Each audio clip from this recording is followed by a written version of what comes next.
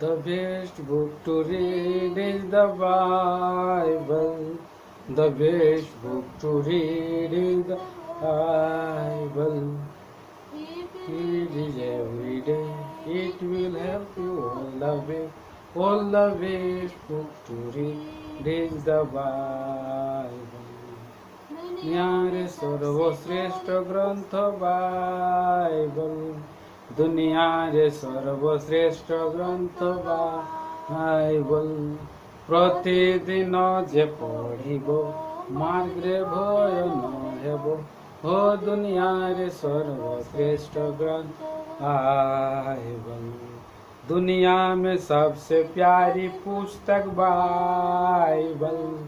दुनिया में सबसे प्यारी पुस्तक बाइबल. पढ़े जो इसको रोज बरोज राह में खतरा कोई ना हो. हो दुनिया में सबसे प्यारी पुस्तक बाइबल.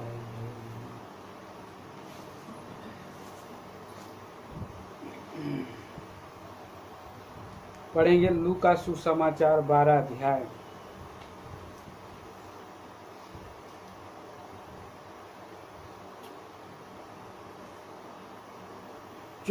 चौवन और 55 से 56 पद तक पढ़ेंगे. 54 मैं पढ़ रहा हूँ, 55 आप पढ़ें, 56 सभी साथ में पढ़ेंगे. उसने भीड़ में से कहा, जब तुम बादल को पश्चिम से उठते देखते हो तो तुरंत कहते हो कि वर्षा होगी, और ऐसा ही होता है. और जब दक्षिणी हवा चलती देखते हो तो कहते हो कि लू चलेगी, और ऐसा ही होता है. हे कपटियों, तुम धरती और आकाश के रूप रंग में भेद कर सकते हो, परंतु इस युग के विषय में क्यों भेद नहीं करना जानते. प्रभु पढ़ा हुआ भाग को आशीष करे. प्रार्थना करेंगे. दयालु पिता परमेश्वर, हम धन्यवाद देते हैं इन विचारों के द्वारा हमें प्रभु आपका पवित्र वचन के द्वारा जांचे परखे और आपके आगमन तक के लिए तैयार करें कि हम बाल पा करके वो आपके देह में हम भाग ले सके और आपके मेज में हम संभागी हो करके अनंत काल की आशीषों को पा सके. प्रार्थना धन्यवाद को मसीह यीशु के नाम में मांगते हैं. आमीन. प्रियो, हम देखा यहाँ पर प्रभु यीशु मसीह जो है चेलों को ये जो वहाँ के भीड़ से बातें कर रहे हैं. प्रभु यीशु मसीह भीड़ में बहुत सारे लोग हैं, तो कुछ सारे चेले हैं और कुछ सारे साधारण लोग हैं, कुछ सारे फरीसी और शास्त्री लोग हैं, तो कुछ लोग जो है सिपाही लोग भी हैं, सो कुछ ज्ञानी लोग भी हैं. तो ये सारे ज्ञानी लोगों ने एक बार प्रभु यीशु मसीह के पास आकर के और प्रभु यीशु मसीह की परीक्षा किया. प्रभु हमें चिन्ह दिखा, और भी चिन्ह दिखा, क्योंकि यहूदी तो चिन्ह चाहते हैं और यूनानी ज्ञान की खोज में है. आज इस संसार में मनुष्य ज्ञान से ज्ञान तक पहुँचे हैं और नए नए बातों के लिए ज्ञान की खोज. यूनान के लोग बड़े बड़े विद्वान लोग हैं. अरस्तु हो गया, प्लेटो हो गया, और भी बहुत सा ज्ञानी दार्शनिक लोग वहाँ पर आए. आज इस संसार में बहुत ही नॉलेजवान ज्ञानवान लोग हैं और ज्ञान से कुछ भी वो करने के लिए सोच करके आज इतना तक करे हैं. लेकिन वो आज हम देखते हैं कि कुछ लोग चिन्ह चमत्कार में भी हैं. कलीसिया में भी बहुत सारे लोग चिन्ह और चमत्कार देखते हैं. बहुत लोग चंगाई का होना चाहते हैं और बहुत लोग जो है कि अद्भुत और नए नए काम.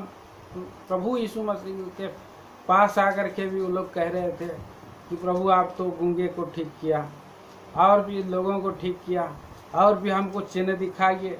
तो इस तरह से चिन्ह दिखाने के लिए प्रियो और वो लोग जो है और रिक्वेस्ट किए थे.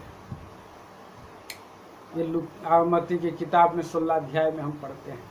परंतु हम देखते हैं यहाँ पर प्रभु यीशु मसीह भीड़ को कह रहे हैं कि तुम सब जानते हो, बहुत सारे लोग जानते हैं, नॉलेज है। अभी जो है हम लोग पुराने समय में लोगों ने इसी रीति से बादल को पश्चिम से उठते हुए देखते हुए वो तो कहते हैं कि आज वर्षा होगी, और वर्षा होता है। बादल का जो चाल देख करके आज वर्षा होगी बोलता है सुबह। और प्रयोग यहाँ पर देखते हैं, और 55 पद में कहता है, जब दक्षिणी हवा चलती देखते हो तो कहते हो कि लूह चलेगी, और वैसा ही होता है, लूह चलेगी लूह। और कहीं पर हम देखते हैं, यहाँ पर मत्ती सुसमाचार 16 अध्याय में देखते हैं कि आज सुबह मौसम क्या है, लाल है मौसम, और ये लाल है बोलते हैं, बादल आकाश लाल है। 2 पद पढ़िए 16 का 2। उसने उनको उत्तर दिया, सांझ को तुम कहते हो मौसम अच्छा रहेगा, क्योंकि आकाश लाल है। हाँ।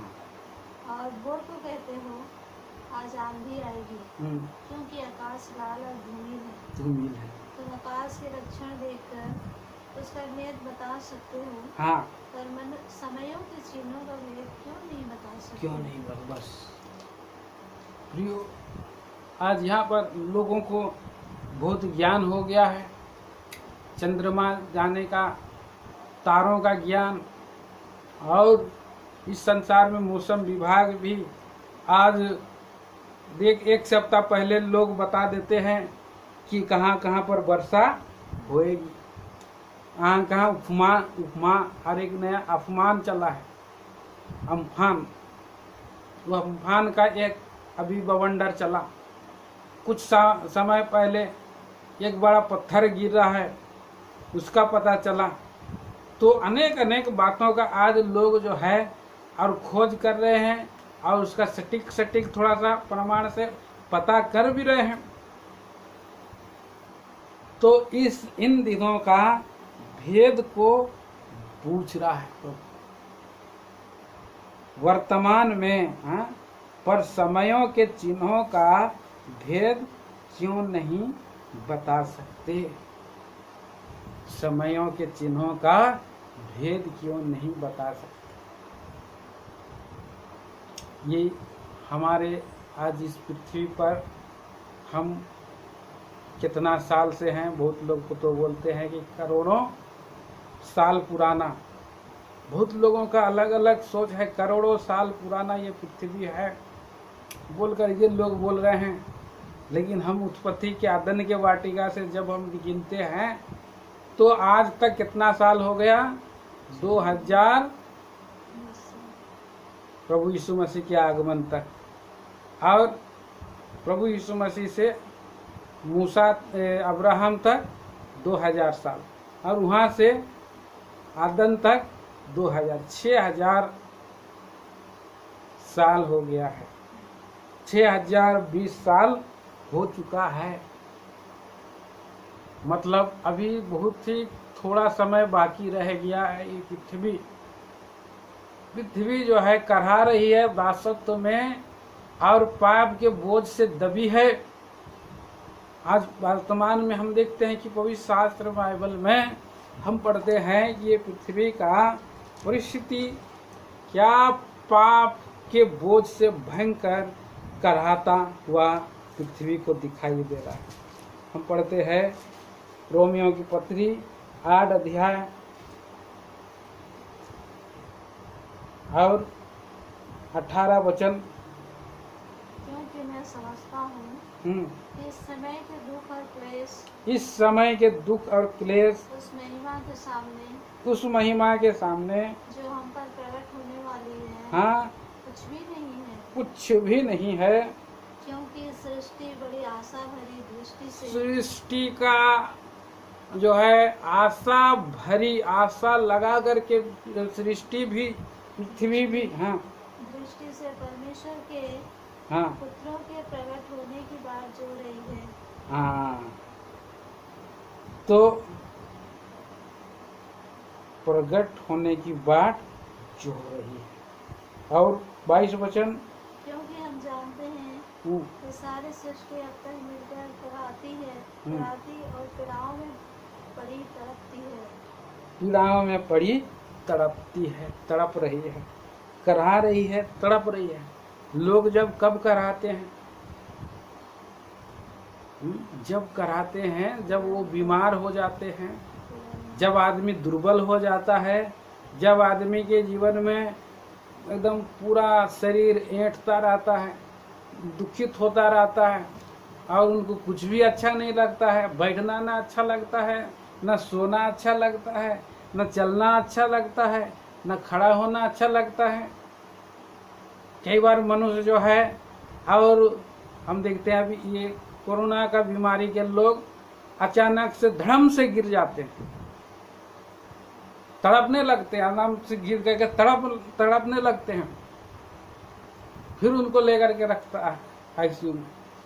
तो आज पृथ्वी भी एक बार कंपन होता है, एक बार गिर जाता है, पहाड़ हिल जाता है। आज हम देखते हैं कि ये पृथ्वी का यहाँ पर चिन्ह और समय हम देखते हैं कि करहा रहा है, तड़प रहा है, पृथ्वी हिल रहा है पाप के कारण। अब भयंकर जो है बवंडर आ रहे हैं, कई बार आंधियां चल रही है। ये परिस्थितियां आज हम देखते हैं कि आई है। और क्यों आई है? क्योंकि पाप के कारण। हम यहाँ समय का लक्षण को देख करके हम एक अंदाज लगा रहे हैं, हम ये सोच रहे हैं कि हम कौन सा घड़ी में, कौन सा स्थान में पहुँचे। हम एक यात्रा कर रहे हैं, ट्रैवल कर रहे हैं।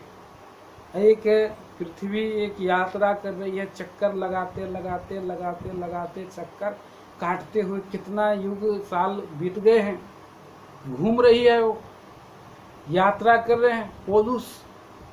पौलुस भी यात्रा कर रहे थे इब्रानी, ये यहाँ पर हम देखते हैं प्रेरितों के काम में, उसका 27 अध्याय प्रेरितों के काम। और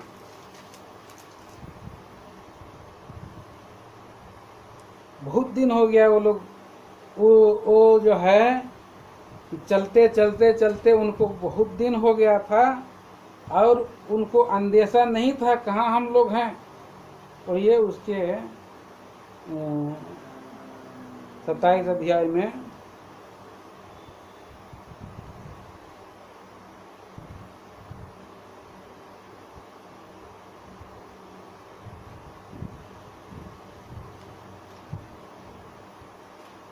तेरह वचन से पढ़िए।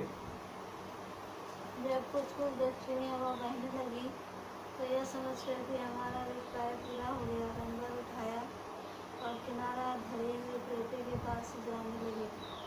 परंतु थोड़ी देर में जमीन की ओर से बड़ी आंधी उठी जो एड़पुलिंग कहलाती है। हाँ, 27 का 27 वचन, 27 से डायरेक्ट बहुत लंबा है।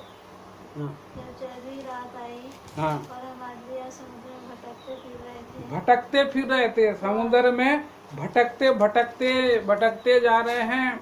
आधी रात के निकट ने अनुमान से जाना हाँ कि हम किसी देश के निकट पहुंच रहे हैं। अभी इनको भी समय का भेद तो नहीं, लेकिन इनको जो है ये समुद्री या रास्ता का उनको थोड़ा बहुत नॉलेज हो गया है, ज्ञान हो गया इनका। उसको समुद्र में चलने वाले लोग, महल्ला लोग, वो इस संसार में कहाँ पर खड्डा है, कहाँ पर और गहरा जगह है और कहाँ देश पहुंच रहा है, आधी रात की और यात्रा करते करते वो लोग पहुंचा है। तो भटकते फिर रहते हैं, अनुमान से जाना। और ये अनुमान जो है आज प्रभु के लोगों को हो रहा है। समय के भेद तुमको क्यों नहीं मालूम हो रहा है बोल के प्रभु पूछा। प्रभु पूछ रहे हैं सबों को, आपका इन दिनों में ये आपको क्यों मालूम नहीं हो रहा? फरीसी लोगों को क्यों मालूम नहीं हो रहा? क्योंकि प्रभु का आत्मा जिनके अंदर में रहेगा, प्रभु उसको बता देगा। और प्रभु का आत्मा नूह पर था। नूह के जीवन में प्रभु का आत्मा था, इसीलिए प्रभु का आत्मा आया और अब्राहम और नूह को बातें किया। उत्पत्ति की किताब 6 अध्याय में पौलुस को भी यात्रा में कठिनाई होने वाला था बोल करके वो पहले से ही बता दिया था, लेकिन कैप्टन ने नहीं माना। कैप्टन की बात ज़्यादा माने जेलर लोग, ले जाने वाले सूबेदार लोग। कैप्टन लोगों को आइडिया है, वो लोग सोचते हैं इसलिए अपना दम्भ में रहते हैं। तो इस संसार में लोग यात्रा कर रहे हैं, ट्रैवल कर रहे हैं, परंतु यहाँ पर पाप के बोझ से भी उत्पत्ति की किताब 6 अध्याय में पूरा पृथ्वी और भरी पड़ी थी, करा रही थी। और परमेश्वर भी जो है बहुत खेदित हुआ। पृथ्वी पर मनुष्य को बनाने में क्या किया परमेश्वर पछता है। 6:6 में लिखा है, परंतु परमेश्वर ने नूह को बताया। और 8 वचन में हम पढ़ते 9 और 12 वचन में प्रभु नूह को क्या बता रहा है। हाँ। और परमेश्वर ने पृथ्वी पर जो दृष्टि की तो क्या देखा कि वह बिगड़ी हुई है, क्योंकि सब प्राणियों ने पृथ्वी पर अपना अपना चाल चलन बिगाड़ दिया। हाँ, सब प्राणियों ने अपना अपना चाल चलन बिगाड़ दिया। हाँ, 13 वचन भी, तब परमेश्वर ने नूह से कहा, सब प्राणियों के अंत करने के प्रसन्न मेरे सामने आ गया है। सवाल खड़ा हो गया है परमेश्वर के सामने में, क्योंकि उनके कारण पृथ्वी उपद्रव से भर गई है। पृथ्वी उपद्रव से भर गई है, इसलिए मैं उनको पृथ्वी समेत नष्ट कर डालूंगा। हाँ, परमेश्वर के सामने में सवाल खड़ा हो जाता है, क्योंकि परमेश्वर पवित्र है। परमेश्वर की आंखें इतनी ही पवित्र है कि वो बुराई को देख नहीं सकता है। परमेश्वर देख रहा है पृथ्वी को, 2000 साल हो गया और आज सृष्टि आशा भरी दृष्टि से करहा रही है। परमेश्वर के पुत्रों की बाट होने की बाट और प्रकट होने की बाट जो रही है। और प्रियो आज ट्रैवलिंग कर रहा है पूरा संसार, और पाप के और बोझ से दबते हुए चले जा रहे हैं। सारे प्राणियों ने चाल चलन बिगाड़ लिया है, और प्रियो इसके कारण परमेश्वर के सामने में एक सवाल आया है, खड़ा हो गया है, और उस सवाल खुद खड़ा हो गया। कोई परमेश्वर को सवाल नहीं कर सकता है, क्योंकि परमेश्वर सबसे ऊपर है। लेकिन उसके पास वो सारी परिस्थितियों को देखने के बाद अब उसके पास से सवाल है, सवाल खड़ा हुआ है। तो ये सारा सवाल का जवाब और नूह को प्रभु दे रहा है। मेरे सामने में सवाल खड़ा हो गया है और मैं आज पृथ्वी को नाश करने वाला हूँ बोल करके वो बताया। प्रियो, सदोम और अमोरा में भी पाप ने पूरी आकाश पृथ्वी का और जो है ऊपर में पाप जो है और पृथ्वी दुहाई दे रही है। आइए उस वचन को हम पढ़ते हैं। यहाँ पर 18 अध्याय उत्पत्ति की किताब में 20 पद में लिखा है,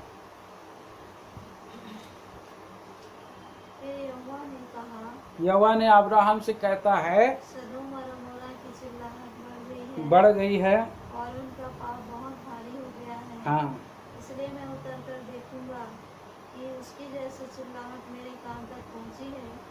उन्होंने ठीक वैसा ही काम किया है कि नहीं, और ना किया हो तो मैं से जान लूंगा। तो वो सवाल खड़ा हो गया। यहाँ पर भी चिल्लाहट पहुंच गई, पाप का चिल्लाहट, और इसके लिए प्रभु अब देख रहा है। यहाँ आकर के अब्राहम को बता रहा है, वहाँ नूह को बताया, यहाँ अब्राहम को बताया, और प्रभु अपने दास भविष्यवक्ताओं को बता रहा है। इन दिनों में हर एक जगह में प्रभु के दास लोग आत्मिक सभाओं में यही वचन बताते हैं। ये हमारा पृथ्वी में यात्रा, अपने घर की ओर यात्रा कर रहे हैं, और हमारे अपने घर की ओर यात्रा के लिए एक लास्ट टर्निंग में हम लोग को मुड़ावट आ रहा है। लास्ट टर्निंग में हम लोग मुड़ेंगे और डायरेक्ट घर चले जाएंगे। प्रभु के दास लोग बोल रहे हैं लास्ट टर्निंग है, और उसके बाद डायरेक्ट सट घर। तो जैसे परमेश्वर का आत्मा अपने दास भविष्यद्वक्ताओं को सब बातें प्रकट करता है, और बिना बात को प्रकट किए हुए वो नहीं बता सकता, और वो नहीं करता है, छुपा के नहीं करता, प्रकट कर दिया। अभी हमारे जीवन में निर्णय लेने का सवाल है कि हमें करना क्या है, क्या नहीं करना है।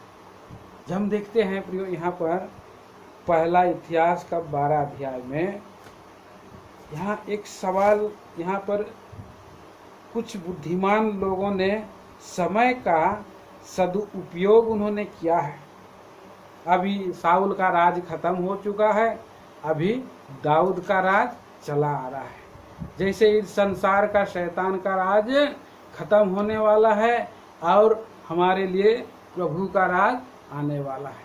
हमारा स्वर्गीय दाऊद प्रभु यीशु मसीह का राज आ रहा है। और वैसे समय में एक बुद्धिमान और जाति ने उसको समझ गया। देखिए, पढ़िए उसका 12 अध्याय,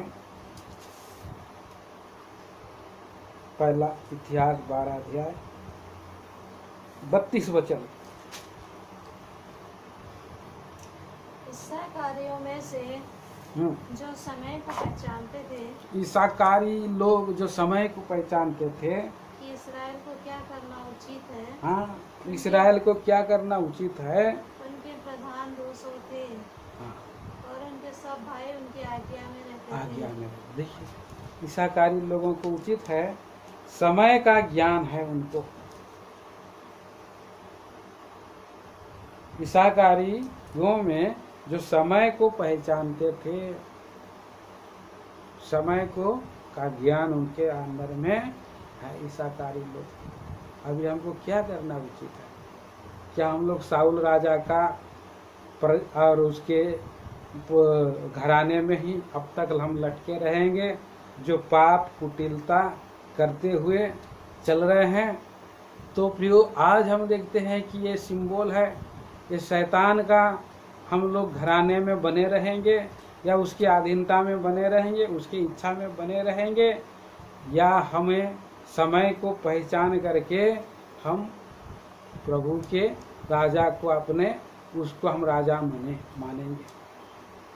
प्रभु भी और सोच रहा है, प्रभु भी डाउट कर रहा है, क्या ये लोग मेरे राज्य में जाने के लिए रेडी हैं? मैं तो इतना दिन से इसके लिए क्रूस पर बलि हुआ, मैं लगातार इनको लिए प्रार्थना करता रहा हूँ, और हमेशा इनके पापों की क्षमा मांगी है, मैंने इसको कभी किसी को हानि नहीं किया है। प्रभु इनको कह रहा है।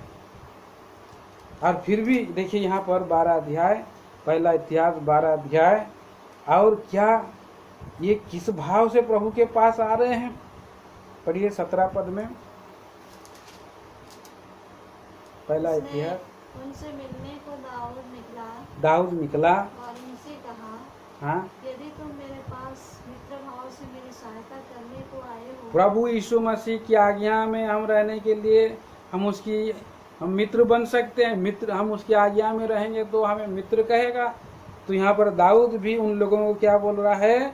यदि तुम मेरे पास मित्र भाव से मेरी सहायता करने को आए हो, हाँ, तब तो मेरा मन तुमसे लगा रहेगा। हाँ, तब तो मेरा मन तुमसे लगा रहेगा। और परंतु जो तुम मुझे धोखा देकर मेरे शत्रुओं के हाथ पकड़वाने आए तो हमारे पितरों का परमेश्वर इस पर दृष्टि करके डांटे, क्योंकि मेरे हाथ से कोई उपद्रव नहीं हुआ। कोई उपद्रव नहीं हुआ। तो प्रभु का न मुंह में कभी किसी को गाली दिया, गाली सुन करके कभी किसी को गाली नहीं दिया, दुख उठा कर कभी किसी को धमकी नहीं दिया, अपने आप को सच्चे न्याय के हाथों में सौंपा, हमारे छुड़ौती के लिए उसने प्राण दे दिया, कभी उपद्रव नहीं किया। दाऊद जिस रीति से पुराना नियम में कोई उपद्रव नहीं किया उन प्रजा के लिए, और प्रभु यीशु मसीह भी मेरे लिए आपके लिए कभी भी उपद्रव नहीं किया। तो भी कई बार हमारा रवैया होता है, हम उसके साथ शत्रु जैसा वर्ताव करते हैं, शत्रु जैसा व्यवहार करते हैं। हम लोग आ तो जाते हैं प्रभु के घर में, प्रभु के राज में, लेकिन भेड़ के भेष में क्या रह जाते हैं, भेड़िया बने रहते हैं। हम कई बार गरजते रहते हैं। तो यहाँ पर दाऊद क्या बोल रहा है, मेरा परमेश्वर दुष्टि करके डांटे, मैंने कोई उपद्रव नहीं किया। लेकिन वहाँ पर एक सेनापति था दाऊद का, उसने बहुत अच्छा और उसका उत्तर दिया है। पढ़ दीजिए 18 वचन। आत्मा अमाशय में समाया, आत्मा अमाशय में समाया, जो 30 वीरों में मुख्य था, जो 30 वीरों में मुख्य था, और उसने कहा हे दाऊद, हे दाऊद, हम तेरे हैं, हे ईसाई के पुत्र, हे ईसाई के पुत्र, हम तेरी ओर के हैं, हम तेरी ओर के हैं, तेरा कुशल ही कुशल हो, तेरा कुशल ही कुशल हो, और तेरे सहायकों का कुशल हो, तेरे सहायकों का कुशल हो, क्योंकि तेरा परमेश्वर तेरी सहायता किया करता है। हाँ, इसलिए दाऊद ने उनको रख लिया हाँ, और अपने दल के मुखिया ठहरा दिया। दल का मुखिया। कितना सुंदर बात है कि हमारा प्रभु हमारे प्रभु के जो फॉलोवर्स के लिए, अनुयायियों के लिए और उनके पीछे चलने वालों के लिए, सच्चे मन से चलने वालों के लिए, क्या प्रभु सिंहासन में नहीं बैठाएगा? उनके साथ भोज में क्या नहीं खाएंगे? पतरस ने प्रभु यीशु मसीह को सवाल किया, हे प्रभु, हम तो सब कुछ छोड़ करके तेरे पीछे हो चुके हैं, हमको क्या मिलेगा? प्रभु यीशु मसीह ने कहा, जो अपना बीवी को, अपना माता पिता को, अपना संपत्ति, भाई बहनों को छोड़ के आए हैं और उसके बदले में उनको 100 गुना और पृथ्वी आने वहाँ पर अनंत जीवन मिलेगा, और 12 सिंहासनों पर बैठ करके क्या करेगा? राज करेगा। प्रभु ने कहा, यहाँ पर मुखिया ठहरा दिया। तो ये लोग ये से थे, सच्चे मन से आए थे, और बहुत लोग समय को पहचान करके उन्होंने प्रभु की अधीनता में आ गए। उनको समय का ज्ञान हो गया, लक्षण हो गया। और यहाँ पर एक बार रानी वस्ती ने राजा के विरोध में कुछ जो है अनाज्ञाकारिता की। वो गलत रीति था, वो जो राजा था गलत व्यवहार किया था, लेकिन वहाँ पर न्याय का परिस्थिति आ गया। राजा का जो लोग आज्ञा नहीं मानते हैं उनका न्याय होता है प्रियो, हम देखते हैं। और उन्होंने कैसा निर्णय किया, पद पढ़ दीजिए उसका, एस्तेर की किताब 1 अध्याय। एक मिनट, कितना पद है?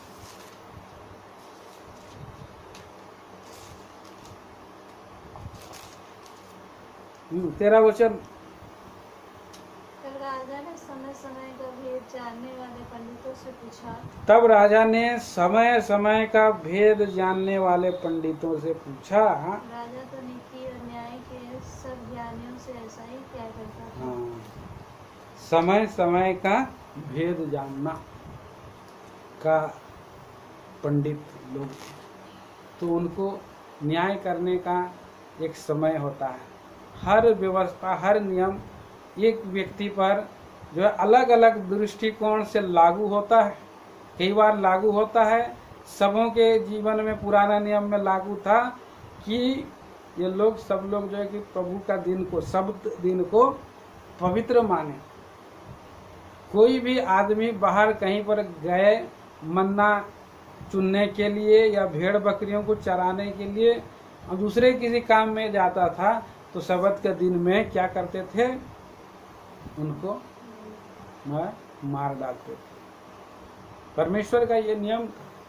लेकिन उस सबत के दिन में ही अगर याजक लोग प्रभु का घर में रह करके काम करे तो उनको जो है ये नियम लागू नहीं होता। समय समय का और परिस्थिति का बात है, लागू नहीं होता। इसलिए प्रभु यीशु मसीह ने पुराना नियम का हवाला दिया। एक बार चेले लोग प्रभु यीशु मसीह का चेले जो है उसी रास्ते में जा रहे थे और बालियां तोड़ तोड़ कर खाते हुए जा रहे थे। तो तुम्हारे जो चेले थे, तुम्हारे जो चेले हैं, आपके जो चेले हैं, वो सबत का नियम को तोड़ते हैं और वो बाले तोड़कर खाते हैं। तो प्रभु ने हवाला दिया उनको, दाऊद भी तो किया था ऐसे, और वो याजकों की रोटी को उसने खाया जो याजकों को छोड़ किसी और को खाना उचित नहीं। एक परिस्थिति था। समय समय पर प्रभु लोगों का जीवन में कठिन ऐसे सब नियम, प्रभु का पवित्र नियम को कोई तोड़ नहीं सकता है, नियम को कोई तोड़ नहीं सकता, लेकिन प्रभु की कृपा दृष्टि के अनुसार जो है ये सब होता। प्रभु यीशु मसीह और सबत के दिन में एक और सूखे हाथ वाले को चंगा किया और उसने कहा कि सबत के दिन में अगर अपना कोई भेड़ गड्ढे में गिर जाए तो आप उसको निकालते हैं कि नहीं? निकालना है। लेकिन एक मनुष्य का मूल्य भेड़ से भी कहीं ज्यादा क्या है, मूल्य है। इसीलिए ज्ञानी लोगों का काम समय समय को पहचान करके उसका न्याय करना, उसकी भेद को प्रकट करना। आज हमारे लिए हमारा प्रभु का समय को हमें पहचानने की जरूरत है। जैसा ईसाकार ये लोगों ने पहचान लिया, रात बहुत बीत गई है, दिन निकलने वाला है। अब तुम समय पर ऐसा ही क्या करो। पढ़िए उसका 13 अध्याय, रोमियो की पत्री 13 अध्याय और उसका 11 वचन। समय को पहचान कर ऐसा ही किया करो, समय को पहचान कर ऐसा ही किया करो, इसलिए कि अब तुम्हारे लिए नींद से जाग उठने की घड़ी आ पहुंची है। क्योंकि जिस समय हमने विश्वास किया था, जिस समय हमने विश्वास किया था, उस समय के विचार से अब हमारा उद्धार निकट है। हाँ, हमारा उद्धार निकट है। आगे रात बहुत बीत गई है 14 वचन तक। हाँ, और दिन निकलने पर है, दिन निकलने पर है। इसलिए हम अंधकार के कामों को त्याग कर, अंधकार के कामों को त्याग कर ज्योति के हथियार बांध लें। ज्योति की हथियार को बांध लें। जैसा दिन को शोभा देता है, जैसा दिन को शोभा देता है, वैसा ही हम सीधी चाल वैसा चलें, ही हम सीधी चाल चले, ना कि लीला क्रीड़ा ना कि लीला कीड़ा, और पियक्कड़पन में, ना कि पियक्कड़पन में, और ना बेविचार ना व्यभिचार, और लुचपन में, ना लुचपन में, और ना झगड़े ना झगड़े, और दामे, ना दामे, वरन प्रभु यीशु मसीह को पहन लो प्रभु यीशु मसीह को पहन लो और शरीर की अभिलाषाओं को पूरा करने का उपाय न करो। उपाय ना। प्रभु यीशु मसीह को, इसीलिए समय को पहचान लो। जैसा ईसाकार लोगों ने समय को पहचान लिया और उसके अनुसार जो है उन्होंने व्यवहार किया और राजा को अपना अधीनता में चले गए। हमें भी अभी मसीह यीशु का को पहन लेना है, ज्योति का हथियार बांध लेना है। जैसा दिन को शोभा देता है वैसे सीधी चाल चले। दिन को जो शोभा देता है सीधा चाल। रात में लोग चलते हैं तो छुप छुप करके चलते हैं, दब दब करके चलते हैं। कोई किसी का चार दीवारी में भी चोर लोग घुस जाते हैं। तो कई बार मनुष्य पाप करता है, अंधेरे में पाप करता है, अंधेरे में गलत रास्ते में जाता है, गलत जगह चला जाता है, दूसरे जगह में चले जाते हैं, जहाँ नहीं जाना है वहाँ चले जाते हैं। लेकिन दिन में चाल सीधी रहता है, और जो सीधी चाल चलते हैं उनके लिए प्रभु उनका ढाल ठहरता है और वो रक्षा पाता है और उसको प्रभु बचाता है। हमें और हमें जो है 7 हथियार, और इफिसियों की पत्री 6 अध्याय में 7 हथियार बांधने के लिए कहा गया है। 7 अध्याय पढ़िए उसको, बहुत सुंदर। इसलिए परमेश्वर के सारे हथियार बांध लो हाँ, कि तुम बुरे दिन में सामना कर सको क्या क्या हथियार है? और सब कुछ पूरा करके स्थिर रह सको। इसलिए सत्य से अपनी कमर कसकर पहला सत्य का कमर कसना है, और धार्मिकता की झिलम पहनकर दूसरा धार्मिकता का झिलम पहनना है, और पाँव में मेल के सुसमाचार की पाँव में मेल के सुसमाचार तीसरा, तैयारी के जूते पहनकर हाँ, और इन सब के चौथा साथ विश्वास की विश्वास की ढाल लेकर ढाल, हाँ, स्थिर रहो, हाँ, जिससे तुम उस दुष्ट के सब जलते हुए तीरों को बुझा सको। हाँ, विश्वास की ढाल, और पांचवा और उद्धार का टोप। ये जो है ये एक बचाव का है, ये सेल्फ डिफेंस का है, सुरक्षा के लिए 5 हथियार है। क्या क्या है? सत्य का कमर कस, धार्मिकता की झिलम, और पाँव में जूतियां, और विश्वास की ढाल, और हेलमेट, उद्धार का टोप। ये 5 जो है क्या करना है? ये सुरक्षा के हथियार को धारण करना है। और 2 हथियार मारने के लिए है। क्या? आत्मा की तलवार, जो परमेश्वर का वचन है, ले लो। हाँ, परमेश्वर हर समय का, और हर और प्रकार दूसरा प्रार्थना। से, हाँ, प्रार्थना में हम विनती करते हाँ, हैं। प्रार्थना भी एक हथियार है। परमेश्वर का वचन ये तलवार है, और प्रार्थना भी जो है गढ़ों को ढा देने के लिए वो हथियार है, सामर्थ्य। ये हथियार को बांध लो बोल रहा है, समय को पहचान कर और उसके अनुसार चलो। प्रभु हमें इन दिनों में उसी समय को पहचान लेना है। अभी समय हो चुका है और प्रभु बोल रहा है, लोग जो है आकाश को देख रहे हैं, लोग जो है तो लाल हो रहा है, काला हो रहा है बादल, कहीं लू चल रही है उसको देख रहे हैं, कहीं आंधी तूफान आ रहा है उसको देख रहे हैं। लेकिन समय का हिसाब से अपने आप को तैयारी करने के लिए हमें भी अपने आप को देखने के लिए प्रभु हमें सहायता करे, तैयार करे, ताकि हम प्रभु के राज के लिए हम रेडी हों या प्रभु को पहन लें स्वयं। तो इसलिए आइए हम प्रभु का मेज में हम भाग लेते हैं, इसमें हम बने रहें और बढ़ते जाएं। प्रार्थना करेंगे। पिता परमेश्वर राजा, हम धन्यवाद देते हैं, आपने बहुमूल्य वचनों को दिया है, मनुष्य के निर्बलता में दिया हुआ वचनों को आप ही आशीषित करें, फलवंत करें, और आपके राज और महिमा के लिए हमें सहायता मदद करें। क्योंकि प्रभु आप आने वाला है, आएंगे, देर नहीं करेंगे, लेकिन धर्मी जन प्रभु विश्वास से स्थिर रहेंगे। क्या पिताजी आपका आने का भेद को जो आत्मा में चलते हैं उनको आप बताते हैं, क्योंकि प्रभु अपने दास भविष्यवक्ताओं को बिना मर्म को बताए आप कुछ भी नहीं करते हैं। नूह को बताया प्रभु जी कि मैं पृथ्वी का नाश करने वाला हूँ। जालू प्रभु जी अब्राहम को बताया सदोम और अमोरा को नाश करने वाला है। क्या रे प्रभु जी, आज सारे संसार में प्रभु के दास लोग आपके आगमन का लिए करे प्रभु जी, और समय और एक और प्रभु जी भेद को प्रकट कर दिए। इसलिए प्रभु जी हम अपने आप को जांचते हुए परखते हैं, आपके आगमन तक के लिए तैयार हो। जालू प्रभु अब स्वर्गीय राजा प्रभु यीशु मसीह राज्य करेगा, आएगा, वो राजा के लिए क्या हम तैयार हैं। जिस तरह से दाऊद का और रेब्रोन में से और यहूदा में आने पर कैसे प्रभु जी समर्थक लोग प्यारे प्रभु जी पूरे हो कर के आए, उन्होंने कहा हे प्रभु हम तेरा हैं, हम तेरे लिए हैं और हम तेरे ओर के हैं बोल कर के आए। प्यारे प्रभु उन्हें आपने कितना बड़ा अधिकार दिया है, धन्यवाद देते हैं प्रभु जी।